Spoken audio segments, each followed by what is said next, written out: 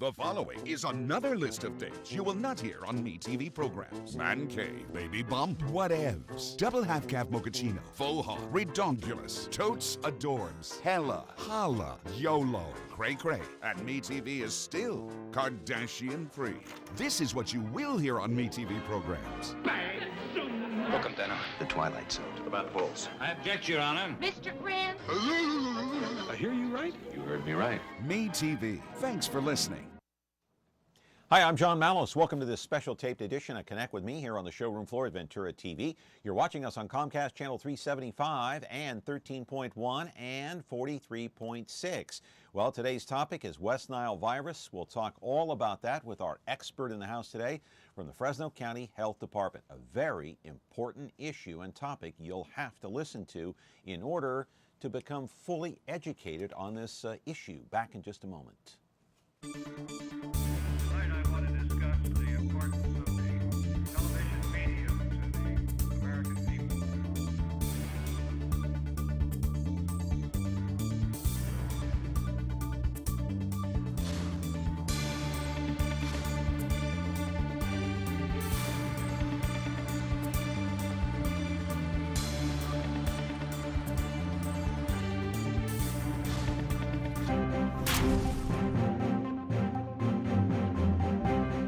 And it is Ask an Expert Day here on Connect with Me on MeTV Fresno. I'm so glad you are here because we have an expert in the house to talk about a very important topic. It's called West Nile virus. And with all that's going on in Florida right now with the Zika outbreak, you know all about the protest against the spraying, and apparently there is an outbreak according to the experts down there. But here in California, you know, it is a completely different story. The experts here in California are telling us that West Nile virus is more prevalent and we should be more afraid of West Nile than we should be of Zika, believe it or not. Now, West Nile arrived in California back in 2003, and since then, according to the latest stats that we have, 229 people have died in the state of California since 2003.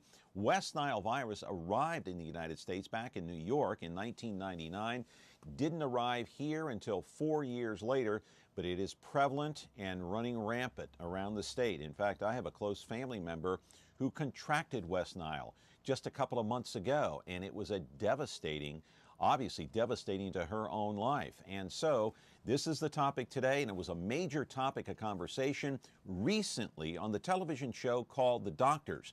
That comes on usually in the morning, not opposite of our program, but prior to our program airing here on Connect with Me. Check out what they had to say about West Nile virus. I think there's a lot of fear surrounding this, and certainly we've talked about West Nile virus a lot in the medical community, and there are these occasional outbreaks. The reason a drought increases the risk for it is you have more standing water that's stagnant, and places that mosquitoes love to breed. Those rivers kind of dry up, leaving little pools all over the place and lots of mosquitoes. So this is something that you have to be aware of. Of course, people will ask, how does a mosquito cause a problem like this? Every time a mosquito bites you, it's essentially taking blood from you. And it's also injecting some of its own saliva. And your body's reaction to that saliva is why you get that really red raised bump, because your body is reacting to that saliva. But mosquitoes, when they're taking your blood and then going to bite someone else, can actually transmit illnesses. And when it comes to the West Nile virus, it's thought that a mosquito might land on a bird that carries the virus, get the virus from the bird, and then it lands on your arm, bites you, and that's how it can be transmitted. So the first thing I want to emphasize is prevention tips. You do want to use repellent products as much as possible. Now, we recommend DEET because it gives you the best protection. Certainly the other thing is eliminate standing water around your home. You may think that little area is so benign, but mosquitoes don't need much, and that little pool area could be the problem. You know, you want to minimize the amount of exposed skin. What I do if I'm concerned and I'm around mosquitoes, I actually will wear clothing that's very lightweight but covers my arms and my legs, so you use as little DEET as possible to repel those mosquitoes. And we actually have the Director of Emergency Services for Baylor Healthcare in Dallas, Dr. Nick Zinarosa, on the phone. Dr. Zinarosa, thanks so much for joining us. This is obviously something that's scary in your area, but people are fearful across the country. Thank you, Dr. Travis. Yes, we've seen more than 300 reported cases of West Nile virus this year alone in Texas. A majority of these cases are concentrated in the Dallas-Fort Worth area, and unfortunately, at least 7 to 9 deaths have been attributed to this epidemic. Down there, what are you trying to tell people in terms of when to worry, when to go ahead and get checked out in the ER? Because obviously, a cold is still a cold. But I know how times like this are. You get a cold and you think, oh my gosh, could this be West Nile virus? Yeah, unfortunately, there is no treatment for West Nile virus. We offer supportive care only. Most people get better just with strong hydration and medicines such as a Motrin or Tylenol for the symptoms of a viral illness. So the most important thing people can do, Dr. Zinneros, I think you agree with me, is prevention, prevention, prevention. Absolutely. A lot of our communities in the area are fogging for mosquitoes in the evening, and the recommendation is to stay indoors, and if you have to be outdoors, to do exactly like you said, Dr. Travis, and that is to dress appropriately and use insect repellents. Live in our studio right now is David Luchini. He is from the Fresno County Health Department. He is here to talk about West Nile virus and how prevalent it is here in the Golden State of California, more so than Zika. Zika is a problem in Florida and more so on the East Coast, at least right now. But don't forget, when West Nile arrived here in the United States in 1999 in the state of New York, it took a few years before it traveled across the country. So eventually, Zika is going to be everywhere just like West Nile. But for now, West Nile is the focus and the main worry here in California. It's a special tape program. David is here. No sponsorship today, but we are here on Comcast, Channel 375, 13.1, and 43.6 over-the-air broadcast. Back in a moment. A top-secret location. It's the spies who love me, bringing together MeTV's top super spies to fight evil at a memorable moment's notice. They're daring. That's right. Brave. Now what are we gonna do? The best we can. Suave. Does that apply to me, Oscar? Possibly. And smart. The old finger in the gun trick. Maxwell Smart. MeTV Fresno, Channel 43.6 and Xfinity 187. Frigidaire. It means the first refrigerator. It means a history of innovations that help make your home life better. And now we introduce the new Frigidaire French door refrigerator with over 100 ways to organize for maximum flexibility. Built with adjustable flip-up and slide-under shelving and stackable crisper drawers. It's the refrigerator that flexes to fit it all, no matter what your day will bring. Frigidaire, over 90 years of legendary innovation. See the full line of Frigidaire appliances at Ventura TV Electronics and Appliances. And we're back here on the program on this special taped edition of Connect with Me, and David Luchini is here. Good to see you this morning. Thanks for having us again and me again. I think it got pretty regular. Yeah, well, you know what? There's always something going on. Well, you know what? I consider you guys down there at the health department now our friends here at Connect with Me, and you're very kind to come down here and spend time with us. I know you had to you had to leave a meeting, and I appreciate that. Your time is very valuable, and I appreciate you being here to inform the public about this. This is a tape program, but it's going to run over and over again, not only on this day, but it'll run on some other channels, and we'll rerun this again on another day. So to try to inform as many viewers as we can about this, because West Nile, as you know, a family member of mine, I don't want to mention names or who it is, contracted this disease that put her in the hospital for 3 weeks. She became paralyzed in her left leg and was initially walking with a walker, and then with a cane, and now limps, and won't be normal, what we consider normal, for another 3 years. That's serious. I mean, here's a normal person in their 50s, walking around, exercising, going to the gym, raising kids, raising a family, and boom, knocked down in the prime of her life. And we've had several examples of that, not only in Fresno, but in the state of California through the last several years. Remember, this started back in about 2003. People forget how serious West Nile virus can be. Thankfully, we don't have major numbers, but just alone this year, as of this morning when I talked to our epidemiologists, we've had 8 cases of West Nile virus reported to us, and 6 of those are considered neuroinvasive, which means they either had encephalitis, which is inflammation of the brain, or meningitis, which is inflammation of the lining around the brain. So these are serious things that, you're right, you don't recover very fast when you get the neuroinvasive type of West Nile virus. And I think that's what this relative of mine got, this neuroinvasive process that you explained. It's the fluid around the brain, or Yeah, it just and around the spine and around the spine, and it affects you from a neurological standpoint. Nausea, I believe she had nausea, muscle flu-like cramps, symptoms. yeah, flu-like symptoms. Cause sometimes rashes and. When I went to see her in the hospital, I was stunned because it almost looked like a stroke victim to me. Shocking. Yeah. David? No, it is shocking. And remember, we've had deaths due to West Nile virus. Thankfully, we haven't had a death for at least 2 or 3 years in Fresno County. But in the state of California, the last I saw from a report last week, there have been 2 deaths in the state of California due to West Nile virus. This year? In 2016, Okay. That is correct. So the number that you gave me just a few minutes ago slipped my brain already. When you talked to one of your experts, those numbers were... We've had 8 cases in this calendar year of West Nile virus. This calendar year, 8 cases in Fresno County, and 6 of those are the neuroinvasive type, which is the more severe form of West Nile virus. But thank God, no deaths. But still... Go ahead. But you give a good example, because typically when we're talking about West Nile virus or a lot of infectious diseases, we're talking the very young, the very old, or those with chronic diseases or immunocompromised. But here we have examples of people who are very healthy and have come down with complications from West Nile virus. So people need to take this seriously and not forget that we have West Nile virus still circulating in our community. Yeah, I consider you a health expert. You work with the health department, so administrator, health expert. Well, the piece that we saw there in the monologue with the doctors, and I never get a chance to watch that show. Just I've seen it briefly on occasion. I've even watched it online a couple of times. Very informative show. It's been on the air for a long time, but they said in that piece there, I don't know if we have a chance to rerun it. It's quite lengthy and long, but one of the things that I took away from that piece is that the doctor said, stay hydrated, because that helps your immune system. Did I catch that right? I don't know if he was talking about hydrated helps you, in your immune system being strong, but also when you're sick, because there's no magic treatment for West Nile virus. So if you're getting those flu-like symptoms, things like that, it's also good to stay hydrated. Before you get anything, stay hydrated, drink, and then if you happen to contract something, it'll help with your immune system. I've not heard too much. I mean, it's always important Yeah. to stay hydrated. I mean, in anything we do, it helps you, because you're right. You're not going to be strong when you're dehydrated. Yeah. So I think those are always good things to teach people on a regular basis to stay hydrated.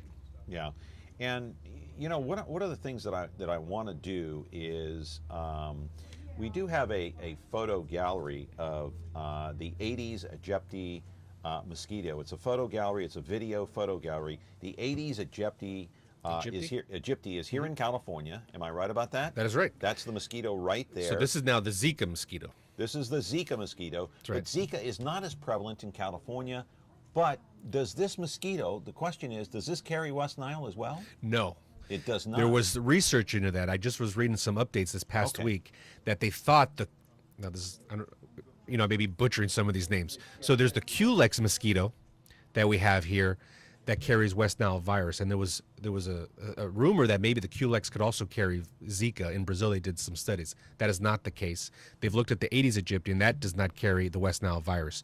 What the Aedes aegypti, the one that you're showing the picture of, can carry are those other diseases that when I was on the show last time: Zika, chikungunya, yellow fever, and dengue fever, which are all pretty serious mosquito-borne illnesses.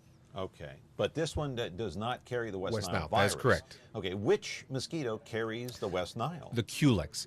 So the Culex is a mosquito species that's been around here for a long time. It's through California, and it's a bigger mosquito.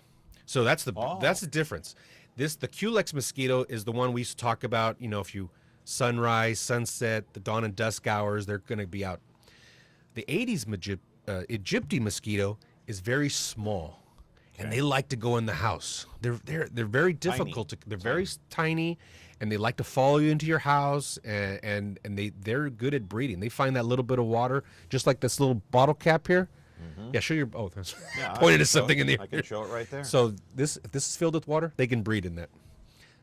They can. So Aedes is a very smart mosquito, but quite different, like I said, than the Culex mosquito. Yeah, very interesting. I guess. It's very confusing because, to most people, when you get bit by a mosquito, you don't know what you have no idea what mosquito just bit you. Exactly. Yeah. You don't know if it's the Aedes. You don't know if it's the other.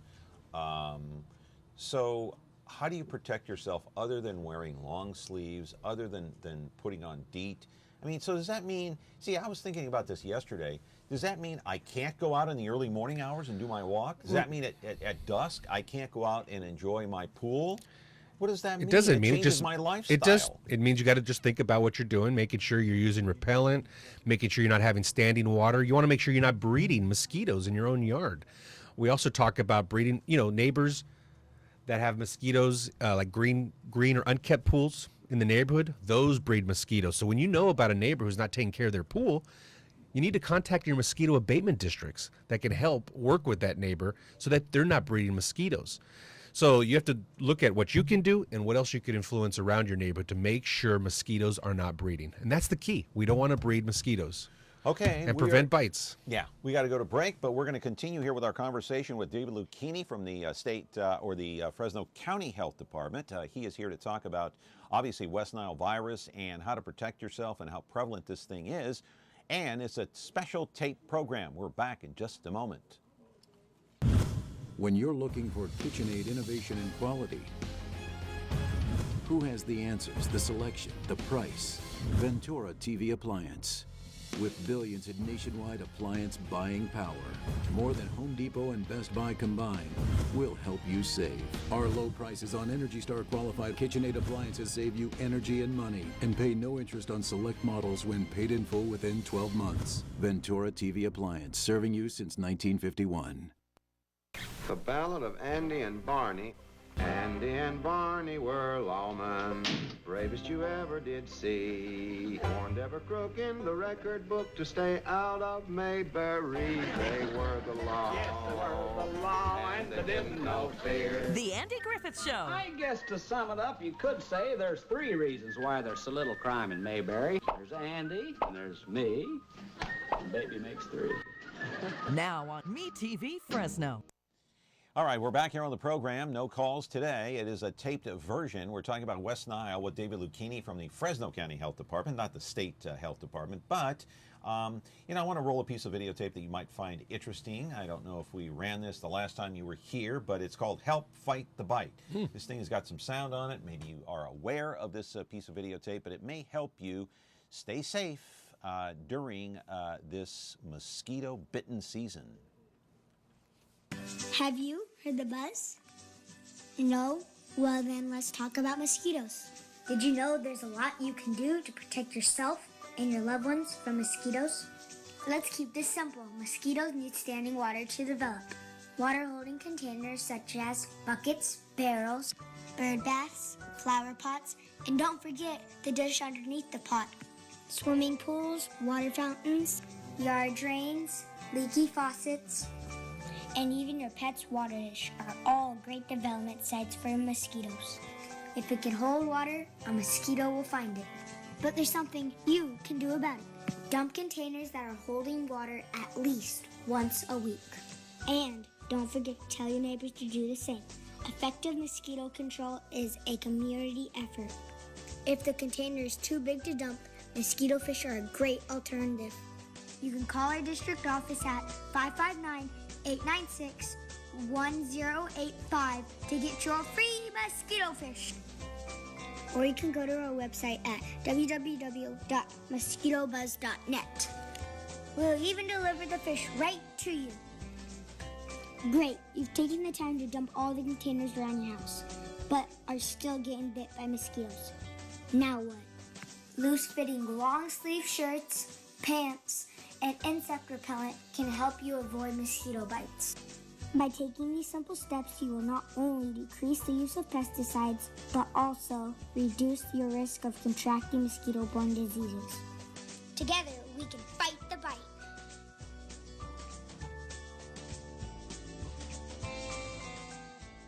And of course, kids know more than you think they do, right? Yeah, great ad. And a consolidated great mosquito abatement district. They cover a large part of Clovis and southeast part of the Fresno County. Yeah, let's take this call here real quick. Caller, go ahead. You're on with David Luchini. Hello, John, and hello, David. Interesting topic. I just barely tuned in, so forgive me if you've already discussed my question. You know, I know that the West Nile and the Zika virus are really, prevalent.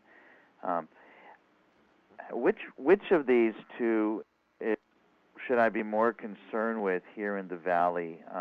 Yesterday I got home from work and my daughter had been playing out on the school playground, and she ended up having all kinds of mosquito bites. And the first thing I thought of was, oh my goodness, is this West Nile or is it Zika? And I'd probably, it's not Zika probably because we haven't been to Brazil, but I don't know how much. What's the concern between the two, and which one should I be more concerned about? I guess. Nope, that's a great question.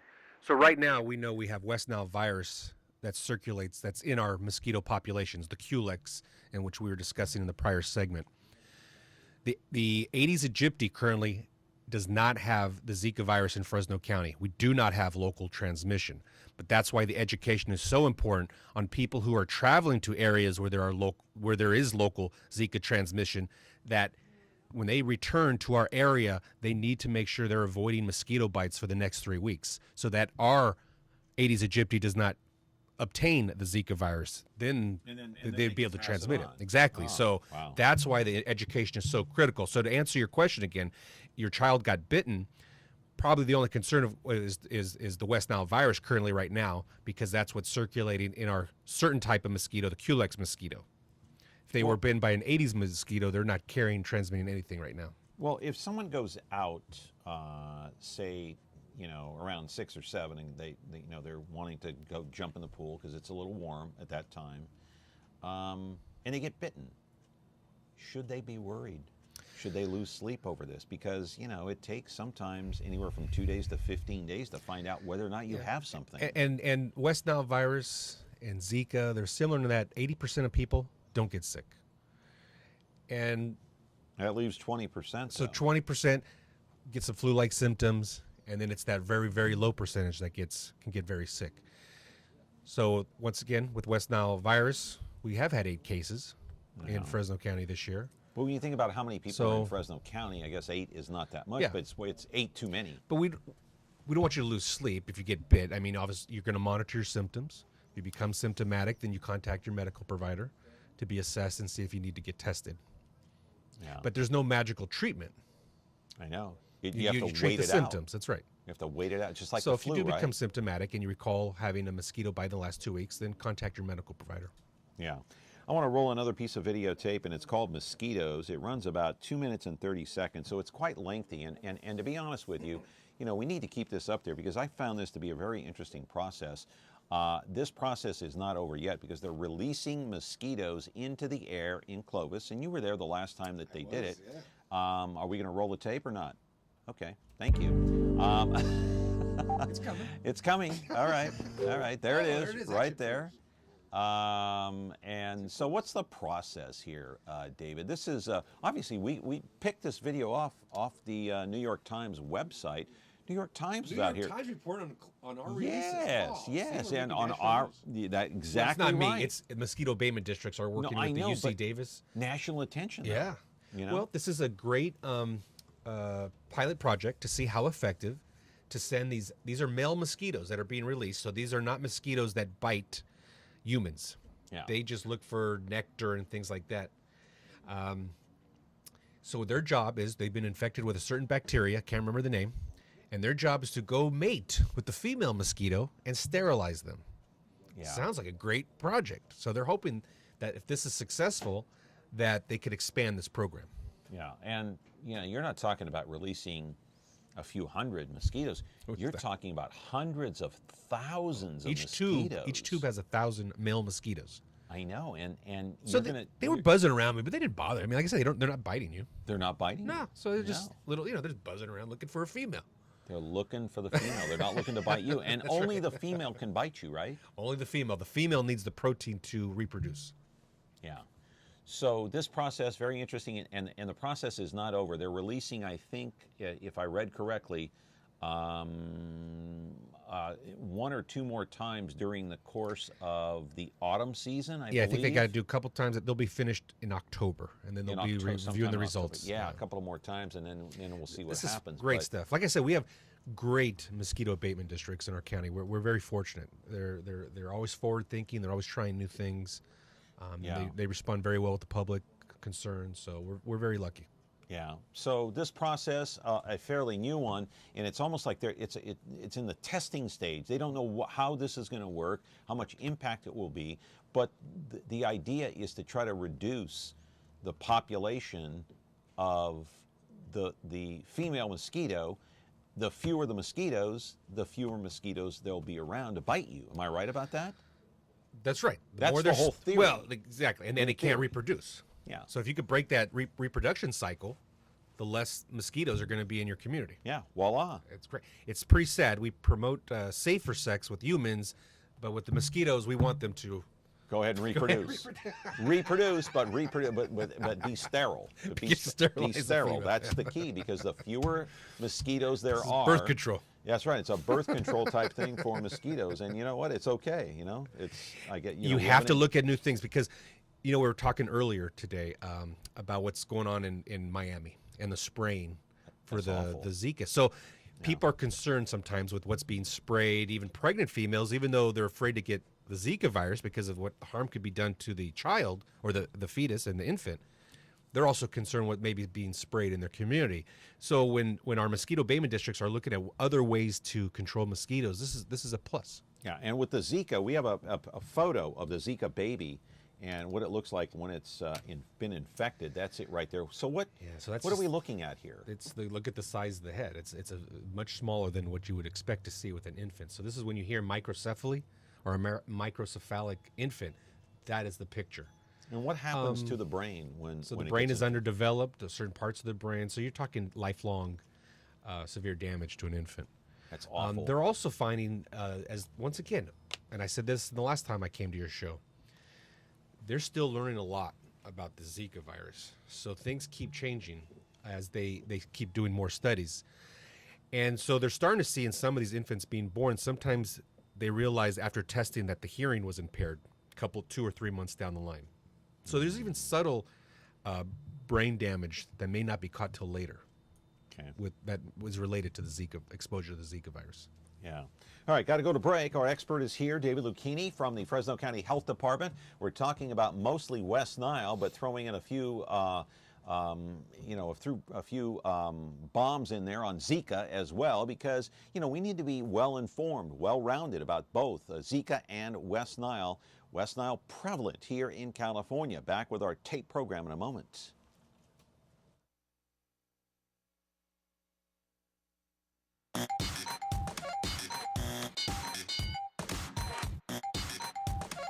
This is too hip for you. I'll slow it down.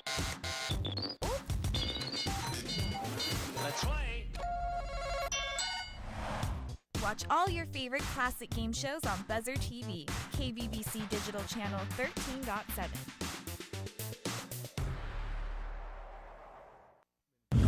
When you're looking for Whirlpool innovation and quality, who has the answers, the selection, the price? Ventura TV Appliance. With billions in nationwide appliance buying power, more than Home Depot and Best Buy combined, will help you save. Our low prices on Energy Star qualified Whirlpool appliances save you energy and money, and pay no interest on select models when paid in full within 12 months. Ventura TV Appliance, serving you since 1951. Doing a little research on West Nile virus, and if you go on the internet, you'll find that West Nile was founded in Uganda. It was actually discovered there in 1937. In the early 90s, it was discovered in Algeria and Romania and then those parts of the world.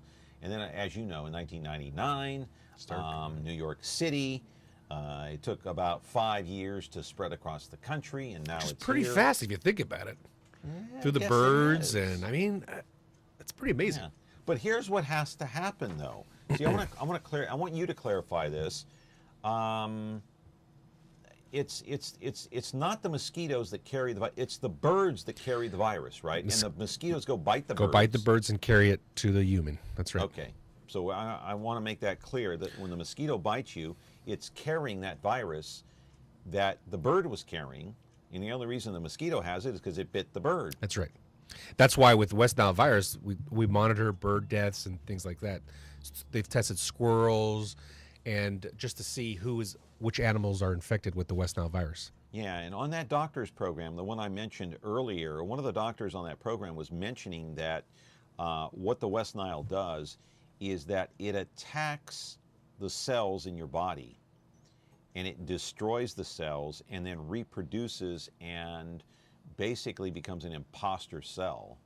So, hang on a second here. I got to take. Yeah, you're going really, much deeper than I know, but fascinating stuff. And just listening to that stuff. I mean, it's you can lose a lot of sleep. No, yeah, we're starting to go into the cellular. I mean, it's unbelievable. Caller, you're on the air. Go ahead. What's your question for David? My question is I live at an apartment complex, and they have a really big pond in the middle of the complex, and there's a lot of bugs and mosquitoes.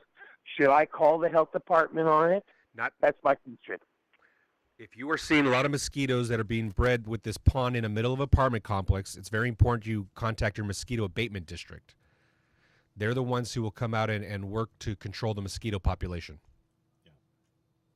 Yeah. The health department is more involved on the human side. We monitor human cases of West Nile virus, or if there was a Zika case. Yeah. It's the mosquito abatement district that works on controlling the mosquitoes in our communities. Caller, you still there? No, caller was gone. But that's a great question because that's pretty common that people think about the health department and not realize we have mosquito abatement districts that are there to help with controlling mosquitoes. Yeah, and they cover all of Fresno County. And you see it in your property tax bill that you pay.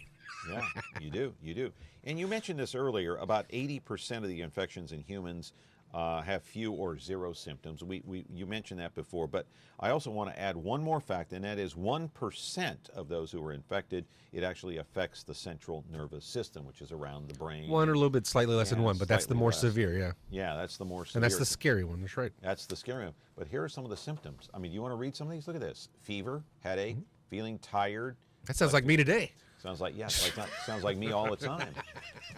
Feeling tired, muscle pain, aches, nausea, loss of appetite, a little bit of a rash. And the worst case scenario, you get these seizures, you get yourself, you go into a coma. If you get in the neuroinvasive, you're right. Yeah, you go into a coma, and then obviously the worst case scenario, you die. That's right. But few and far between. Thank God, knock on wood. So here's the issue. If you have kids, especially small kids, how do you protect them? What is your suggestion from the health department? When you're going to be out, once again, outside, you're going little babies, like kids, like 1 year old, 2 years old, maybe 4 or 5. Well, I look at the labels of mosquito repellent. They're safe products that are for kids, and that's why I always tell people, read the label, make sure you're applying it properly. But there is mosquito repellent products that can protect children. And I think the youngest age, I want to say, is 6 months of age. You can't go younger than that.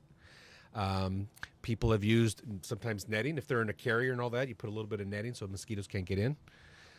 That's been used. Long sleeves shirts and pants for the kids, so the less skin you're exposing is important. That's hard to do in the summer when it's really hot. Well, no, that's so then you're going to use more of the mosquito repellent stuff. Right. And if you go, and let me tell you something, a lot of people here, they do go hiking up in Yosemite. Are you more susceptible up there than you are here? Have you ever heard that question before? Well, and I'm going to use my conversations I've had with the mosquito abatement experts. Usually the higher elevations, we don't see issues with the West Nile virus and Zika. Okay. The types of species up there are not carrying this type of virus. That can always change, but right now, in all the years we've had it, we've not had any West Nile virus cases up in the mountains. Zero, nada. Zero. Wow, that's pretty Most amazing. of the cases have been in the valley. So you're more susceptible down here on the valley floor than you are up in the mountains. It's typically with the mosquito species. Elevation, probably. Yeah, because the Culex, this one, like I said, we'll have to call our mosquito abatement friends. I want to say the Culex mosquito doesn't go above, the type that carries West Nile virus, go above 3,000 or 4,000 feet elevation. Yeah. So do we know why, before we go to break here again, do we know exactly why West Nile right now is more prevalent here in California and Zika is not really top of mind, that it's really the rage out in Florida but not California? Well, to me, the one. Do we know why? My theory would be the species that carries West Nile virus has been here for decades. Okay. Your mosquito species that carry Zika just emerged in 2013, in our area. And it's only in a couple of counties, I want to say 6 or 7 counties in the state of California. So it's just popping up. So you're going to have more mosquito populations that will carry West Nile virus. So the West Nile mosquitoes are pretty much settled here and have been for years. Yeah, that's why I tell people it's no longer like, I think that the show you were showing the doctors, he was calling it an epidemic. We don't really call it an epidemic now because we've had it for so long. It's expected that we're always going to have some cases every year. Because it's always I mean, we always want to reduce it more and more, but we always expect a couple of cases a year. Yeah, and we're always finding new ways to combat it, like with the mosquito releases. So we'll come up with new ideas. I'm sure the experts will in the next few years, I'm sure. And the mosquito releases, I think we're more fixed on the Aedes aegypti for the Zika type mosquito right now. Right, they are. I'm not sure if they're doing it for the Culex. Probably not, but it's more for Zika. We'll stump that expert next time he's on. All right. We're going to continue here with David Luchini. Appreciate his time, and we'll talk a little bit about West Nile and some other topics here. A lot more to get to. This is a tape program today. Back with Connect with Me on Me TV Fresno in just a moment. When you like Ventura TV Appliance on Facebook, it's nice. But when you love the Frigidaire Gallery appliances we deliver, it's even better. Our website is cool, and it's a good place to start. But you really should touch the merchandise before you buy. Time for that upgrade to an Energy Star qualified French door Frigidaire Gallery refrigerator. Quality appliances for the way you live. Get the best selection, price, and service in town without waiting. Come in to Ventura TV Appliance and touch the merchandise.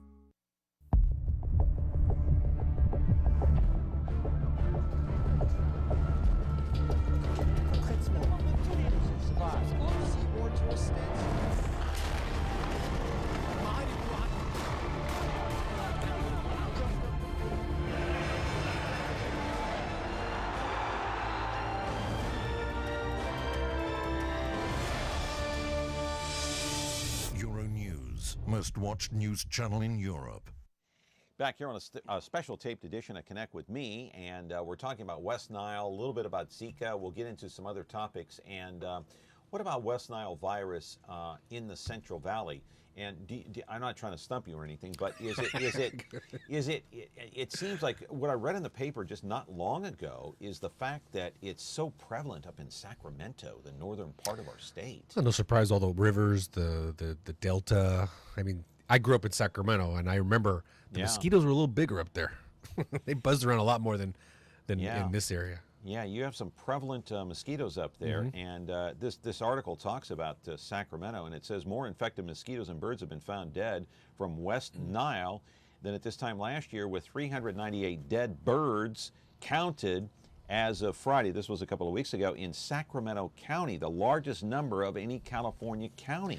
Yeah, it's interesting because remember this year Northern California had a wet winter season, so there's a lot more water coming down.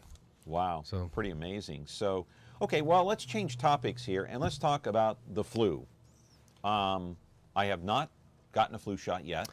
How dare you not have gotten the flu vaccine? Yeah, I know. I haven't either. I got to get an appointment. Yeah. So tell us a little bit about the flu shot and why people should continue to get their flu shots, even if they think, well, does it really work? Is it going to give me the flu? Oh, the number one question. Yeah, I'm going to get the flu. I got the flu from the vaccine. That is inaccurate. Scientifically, you cannot get the flu from the vaccine. It's an inactivated virus. What happens is, when you're getting your vaccination, you may have been exposed to someone who was in the clinic who might already have the flu virus, or you've been exposed to someone the next week after you got the vaccination. The vaccination takes about 2 weeks for full protection. So there's no 100% guarantee that you won't get the flu when you get the vaccine, because that you may have been exposed and the vaccine hasn't had full protection. The other thing to remember with the flu vaccine is it's not 100% successful. The older we get, the more difficult it is to build up the antibodies that provide the protection against influenza. That's why when people are getting over 65 years of age, it's critical that they get the flu vaccine, but remember, it's not going to be perfect for them. So it's even more critical that people around person who's over 65 or has major chronic issues get vaccinated. So that's a double protection that they don't get the flu. Should, okay, the youngest, in terms of being an infant, is it 6 months? To get the vaccine? To get the vaccine? Yeah, it's got to be 6 months and older. 6 months and older. Yeah. And how important is it for young infants to get that flu shot? Because, you know, I remember when my firstborn child, my son, seems like he got the flu at the age of 2, and I rushed him to the emergency room, and they diagnosed him with the flu. They didn't know what to do. They said that he's going to have to play out. Is he had the flu vaccine? I said no. Yeah. They said why? Oh, they did. You know, so are infants more susceptible to getting the flu, and are seniors more so than, say, you or I? They're more susceptible to getting severe complications of the flu. Because when you're young and you get flu-like symptoms, you know, it's very quick. You could deteriorate very fast. Especially they get dehydrated very fast, especially when you're talking about infants and toddlers. My son was dehydrated, by the way. When I took him into the ER, he was totally dehydrated. Put him on an IV. They got a high fever. They're not eating. They may have diarrhea. You know, they're going to dehydrate very quickly. So they're more apt to get the flu. They're more apt to have the severe implications from flu. So when you're saying the healthy person, a lot of times the healthy person who gets the flu, I mean, it's going to knock you on your rear end for 1 to 2 weeks, but you don't get the severe complications that you may see in the very young and the very old. So with the flu, are there severe complications and then less severe? Yeah. There are. So it varies. Exactly. Everybody reacts differently based on what their medical history is, chronic diseases they have, their immune system. So older people, when you have more deaths in the people that are over 65, is a lot of times when they get that influenza, it then leads to pneumonia. And it's the pneumonia that triggers the fatality or the death. That's why we always talk about people that are over 65. Not only do they need the flu vaccine every year, they need to make sure they've had at least 1 dose of the pneumonia vaccine, because that's a double protection. Yeah. How do we know it works? There are so many people, skeptics out there that say, I'm not going to take a chance. I'm not sure it works. You know, I'm not sure it's not going to give me the flu. You know, I'm just. Well, we know it can't give you the flu through scientific studies. It cannot give you the flu. But how do you make people believe that? See, it's perception over reality. It's like someone saying, you know what, David, it's safe to go to downtown Fresno at 10 o'clock at night. Well, you know what? Trying to make people it might be, but trying to make people believe that. John, how do you in this day and age with social media and the internet, I can't always guarantee that they're going to believe me. Yeah. I could show scientific. I struggle with my parents on some issues. I say, wait, the scientific studies show this, and they go, no. I believe you. I get my flu shot. My kids get the flu shot. But how do I convince somebody? Like some of my friends, I know a friend up in Sacramento. No, I'm not going to get the flu shot. No, that thing doesn't work. It may even give you the flu because they've convinced themselves. I could believe in something, and I can go online that will establish that I am right. Yeah. I will find if I believe that there are aliens on the planet of Pluto, I feel I can go on the internet and find someone who believes the same thing. And we're right. So how do you get past this perception over reality? That's you just keep providing education and show that this is reliable studies. Sometimes people will say, and I get this part. They say, well, wait a minute, that study's paid for by a pharmaceutical company. I've heard that before too. Yeah. And so that's why I try to look for independent studies. I get that. Oh, wait a minute, is there a economic benefit? Is that why the study? Pfizer sponsored that study. And so that's why it's important that you want to look at several studies and not just attach there was one finding. You know, you want to see several independent studies that establish the fact that the vaccine is effective. The vaccine cannot give you the influenza. Is it 100%? No, it's not 100%. Sometimes it's been as low as 40% effective because guess what? A new strain of flu emerged that wasn't there when they were developing the vaccine. That happens seems like 4 to 5 years. Yeah, well, it seems like every year now. It's not an easy game. Yeah. So, but it's still the best tool we have right now. So with the vaccine, when do they start producing that? Like a year or two before? Not a year or two, but they start working on it in March. Okay, and then because it takes several months. Sometime in September or October, right? Exactly. It starts coming shipped out in about end of August. Private providers already are getting the flu vaccine in. Now? Yeah. They've already got it. I've already gotten calls from people saying they've already gotten their flu vaccine in. So, but it takes several months. A lot of that is because they still are developing the vaccine. They're utilizing the eggs, and they grow the virus in the eggs, and that's what takes the time. They're coming up with new technology. Hopefully that will make it that they can wait maybe till June before they decide which strains of the flu virus need to be in the vaccine. But can they produce the vaccine that quickly, though? That's the In this thing. new technology, they think they can. It's called, oh boy, Don't this worry is where about it. Stump the Expert. No. I think I have it. Cell culture based. I have it. See, cell culture based. We're not trying technology. to stump you here. We're trying to just pick your brain because we I like know being that you know a stumped. lot of stuff. But anyway, let's take a quick break here, and we're going to continue talking about the flu with David Luchini. Let's pray to God that you don't get the flu this year. Yes. And there's some new recommendations we want to cover next time on the next segment. Yeah, okay. No phone calls on this day, but you're watching Comcast, Channel 375, 13.1, 43.6 here on the program. Back in a moment.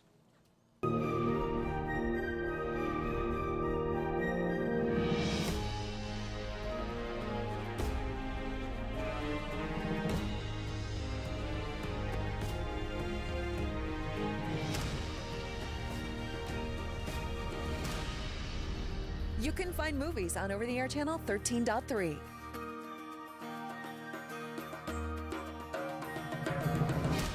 Movies. Our name says it all. When you like Ventura TV Appliance on Facebook, it's nice. But when you love the KitchenAid appliances we deliver, it's even better. Our website is cool, and it's a good place to start, but you really should touch the merchandise before you buy. Save big with KitchenAid. Right now, get up to a $1,000 prepaid MasterCard when you purchase select KitchenAid appliances.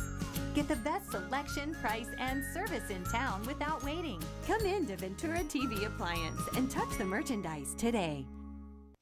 Back here on the program talking about the flu vaccine, and it's that time of year again. Some private doctors have it. Some of the clinics maybe don't, but you know, so go ahead and talk about. You were going to add something to the flu vaccine. There was interesting recommendations this year. There was a big change from the Association of Immunization Practice. In the past years, there was a nasal spray. Even my kids have gotten it. It was called Flu Mist. Yes. And apparently, they looked at the last couple of years and they felt the vaccine wasn't very effective. Yeah. And so they're recommending not to use that product this year. I won't use it. So the recommendation is to use the injectables mostly, vaccine, and not the nasal spray. So I know that'll disappoint people that like it for their kids. Yeah, well, listen, I mean, my kids are older now, but I remember when they were little. Oh my God! My daughter especially hated the shot. They just hated the shot. They just walked out. And I remember one time my daughter got the shot, and she was ticked off. She was walking down the hall crying, and those were the days, David. Not now. Eventually, I think eventually technology there'll be a way to do it without the injections and needles and all that. Look, the vaccine has to get in your bloodstream for it to work. Yep. Am I right about that? It's got to get in that muscle. Yeah, it's got to get into the muscle, and it's got to get into the bloodstream. So if it doesn't, then it doesn't really do any good. But I was always leery about the mist, and I'm glad you came out with this study that was shown here the last couple of years, because for some reason, I never trusted the mist. I mean, you put the mist up in your nose. What happens if a minute later you sneeze? Then it's gone? No, there was a lot of questions about that. Usually it was, they thought it was effective. So you're right. Maybe it'll be interesting to see. I haven't seen the full study, but I can tell you the official recommendation is not to utilize that product right now. Now, in Canada, they're still recommending the Flu Mist. So, okay. Let's not go to Canada. I don't know. I don't know. But do you get a lot of people who die from the flu? And if so, who are these people? Are they older in age? You talked about, the fact that the flu may not kill them, but it's the pneumonia that kills them. Exactly. So we don't get. How many of these people actually die from flu-like symptoms that catch pneumonia? Is it prevalent mostly in senior citizens? You're going to see more than numbers in senior citizens. So when someone passes away due to flu-like illness or pneumonia, it's usually not reported to us in the infectious disease if they're over 65. The only time the hospital reports flu deaths to us is if they're younger than 65. In last flu season, I just got these numbers too today. We had, in the 15-16 flu season, we had 13 influenza hospitalizations. These are people younger than 65, and we did have 5 deaths, people younger than 65. In Fresno County. In Fresno County. In the past, what we've seen obesity be a high risk factor on deaths in people younger than 65. This popped up when we saw. Yeah, it was obesity. We saw this pop up when we had the pandemic in 2009, the H1N1. Obese means, I know it depends on your height and everything else, but at what weight do you have to be? Well, you How got to many look at. pounds I think overweight for your height and usually we look at the BMI. I think they were looking at over 30 BMI. 30 pounds over 30, the 30 BMI, which what does that mean? So let's say me. If I'm 6 feet, 220. Probably if I was another 20 more pounds, I'd be over 30 BMI. Okay, and you'd be obese. I'd be considered obese. And so you had how many people die being obese? No. So we saw that as a higher risk factor is the deaths in the past several years with the emergence of this H1N1 strain that came out in 2009. Oh. We saw higher risk factor with obesity that never been seen before. Got it. The other high risk factor has been pregnant women. And so that's why there's been even a harder push for pregnant women to get vaccinated. Mm-hmm. And as long as you touched on the topic of obesity, is that still a major issue and health concern here in the Central Valley, especially with in Fresno County? Obesity is still a major issue. We have programs that are working with community partners to once again try to make it easier in our communities where the healthier choice is the easier choice. In some areas of our community, it's very difficult to find healthy food. Have you seen the lunch menus at the schools? Is that good or bad? I'm trying to look at I think the schools have improved, though. We have obesity problems with our teens. Go look at the school. But they've gotten better. Menus. They've gotten better because now they got nutritionists involved. If you look at school menus in the lunch from 10 years ago or maybe 5 years ago, you'll see there's a difference. In the last 5 years, they've really improved the health. Now the problem is convincing the students to eat it. I still hear a lot of stories where the students, they don't want it and they toss the food away. And so that's where the struggle is trying to teach kids how to eat and choose healthier foods to eat and not always those, what are those, the flaming Cheetos, or I don't know, always hear these kids eating flaming. Those flame hot Cheetos. You know what I'm talking about. Yeah. And not to say bad about any product. Once again, eating it once in a while is not the issue. It's when you eat something every day that's unhealthy. That's when you're going to have obesity issues and problems. Yeah, it's like we don't have a problem with the Big Mac. No. Do I have fast food once in a while? Absolutely. I like enjoying a nice hamburger and all that. Go to Taco Bell once in a while, whatever the case may be, but don't. But eat it every day, every meal. Yeah, every meal, every single day. It's going to kill you. But for people with unlimited income, sometimes those are the cheaper foods. That's all you could afford. Going to get fresh fruits and vegetables sometimes has been expensive, or to find healthy foods. And so that's what these programs are working. We have several community-based organizations that are working to make it easier to have healthier foods out in the community. Yeah. Okay. David Luchini is here from the Fresno County Health Department. We're talking about a range of topics now and moving into a different area on the other side of the break. No phone calls on this day. We'll be back in just a moment.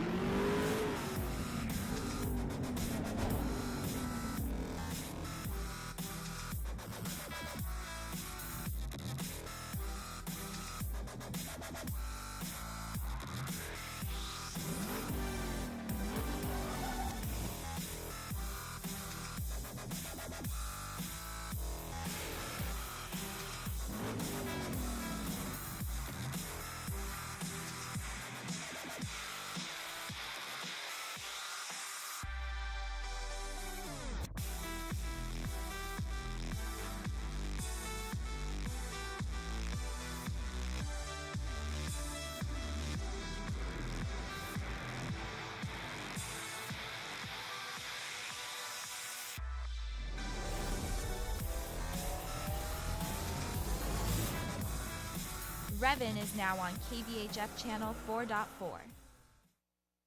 Back here with David Luchini from the Fresno County Health Department, and we're going to kind of change topics a little bit now and talk about the fact that syphilis is still prevalent in this area as well. Yeah. Sexually transmitted disease, obviously, and why? Syphilis, why? It's a good question.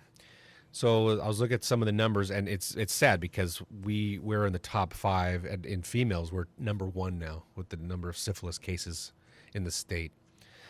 High risk factors when our syphilis in females has been substance abuse. This is a good example of meth use that has had an impact in our community. Yeah. We've had a lot of cases where the female, they're addicted to methamphetamines. They're sleeping around. We've seen in some of our numbers a reinfection rate already when we're talking syphilis of almost 25%. So it's tough to control STD like syphilis when people get treated, and it's an easy treatment with an antibiotic, and they get reinfected. Wow. So this has been a very we've had the Centers of Disease Control, the State Department of Public Health have come in to help us, and it's just been very difficult to control the spread of this syphilis, especially in this population that's using a lot of meth. Would you call it a resurgence of this? Well, it's sad because you're right. It's a disease we've rarely saw. I mean, when we're talking about congenital syphilis, these are infants that were born exposed to syphilis in utero. You know, we'd maybe get 2 cases a year. Well, last year we had 37 cases. That's a very high number. Thankfully, we only, I think 3 were stillbirths, which that's 3 babies weren't born alive. Is it because people are not careful? Well, once again, if you have an addiction and you're focused on that addiction, you're not taking care of yourself. Right, you're not going to go see your OBGYN. You're not getting screened. But you're not being careful with your sexual partner. No, because you're... At all. You're being irresponsible, basically, right? I call it you're a slave to the drug. Yeah. You're not thinking about yourself or the complications you may if you get pregnant because you're just trying to get that next high. And that's why, we're just working hard to, how do we get in there to try to get people, they need to deal with the drug addiction. And that's when we'll be successful. So you will cut syphilis off at the pass if you deal with the drug addiction. I think that'll help us significantly in this current. We're talking about this current outbreak where we're seeing the cases. That will help tremendously. Wow, it may not cut it all together, but it'll certainly put a dent in. This is a transient population, so they're tough to find. So it's tough to find the partners. Yeah. We've heard a lot of frustrations with our investigation staff. Age groups? It's been mostly people in their 20s and 30s. Yeah. We've had a couple of late teenagers, but mostly people in their 20s and 30s. Yeah. And are most or all of them drug users? A large majority. A large majority, but not all of them. Not all of them. Yeah. Some get caught in the A lot web of it is because just unprotected sex. Unprotected sex with someone who is a drug user. Ooh. Could be with a drug user. You don't know where they're. Once again, if you're sleeping with someone, you don't know their history. You don't know who they've been sleeping with. Right. Yeah, that's the issue. That's the issue.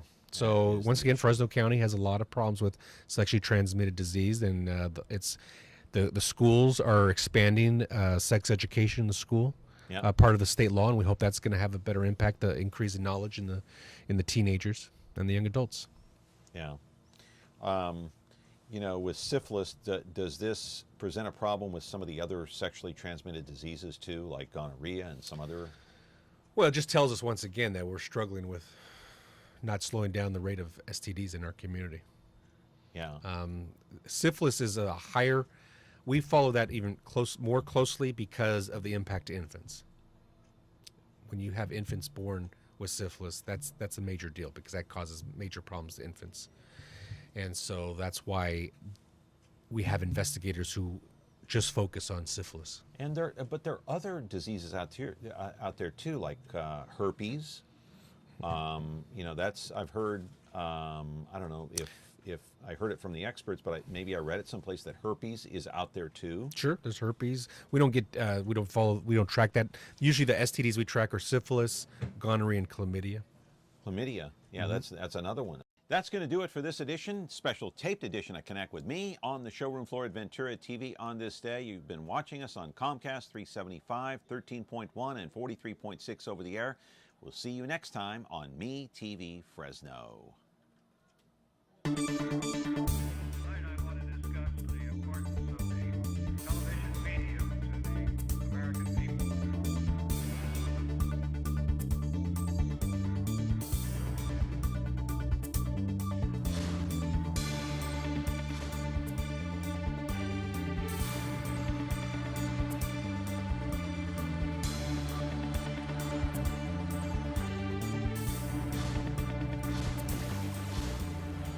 If you have a need to promote your business or event, please consider MeTV Fresno for your next campaign. MeTV reaches over 100,000 of your potential customers in the Fresno area every single week. Plus, you can rest assured that your commercial is running in the greatest family-friendly programs of all time. MeTV Fresno delivers a strong, loyal audience ready to buy, and your campaign will cost a fraction of what you're paying for your advertising now. Call me today to find out how affordable MeTV is at 905-1925. Not sure what you're watching? Want to see what's coming up next? Or just want to browse what's on without the hassle of flipping channels? Your wish has come true. Now you can view schedules for all the digital TV channels available in the Central Valley. Get local weather updates and forecasts, and listen to nationally syndicated Biz Talk Radio, all on KVHF 4.1. Rescan your TV now, then tune in to Digital Channel 4.1 to start enjoying the all-new TV Guide.